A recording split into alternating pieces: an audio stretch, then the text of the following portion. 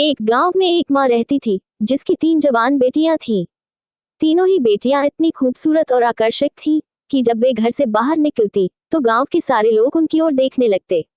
उनकी सुंदरता पर हर कोई मोहित हो जाता था, लेकिन वही सुंदरता धीरे धीरे उनके लिए श्राप बन गई। तीनों बहनों के बीच हर दिन झगड़ा होता। पहली कहती, मैं सबसे सुंदर हूँ। दूसरी कहती, नहीं, मेरी सुंदरता के आगे कोई नहीं टिक सकता। तीसरी भी पीछे नहीं रहती और कहती, तुम दोनों गलत हो, असली सुंदरता मुझ में है। इनके रोज रोज के झगड़े से माँ बहुत परेशान हो गई। वह सोचने लगी, अगर मैंने इन्हें अभी सबक नहीं सिखाया तो ये अपनी पूरी जिंदगी सिर्फ बाहरी सुंदरता के घमंड में ही गुजार देंगी। एक दिन माँ ने गांव के एक गरीब और अनाथ लड़के को घर बुलाया। उसके कपड़े पुराने थे, चेहरा धूल से भरा था और देखने में वह साधारण ही लगता था।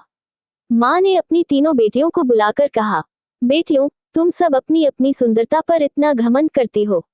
अब मैं तुमसे एक सवाल करती हूँ, बताओ, तुम में से कौन इस गरीब अनाथ लड़के से शादी करेगी? पहली बेटी तुरंत गुस्से से बोली, माँ, ये कैसा मजाक है? इस भिखारी जैसे दिखने वाले लड़के से कोई शादी करेगा क्या?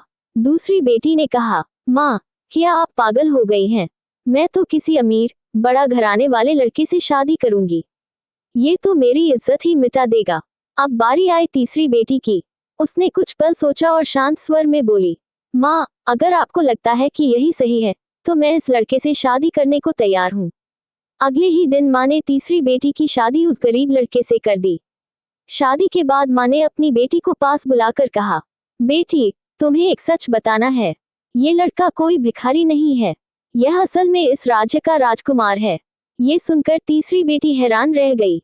उसने आश्चर्य से पूछा, माँ, अगर यह राजकुमार है तो भिखारी के वेश में क्यों आया था? माँ मुस्कुराए और बोली, बेटी, ये नाटक मैंने नहीं बल्कि इसी राजकुमार ने किया था।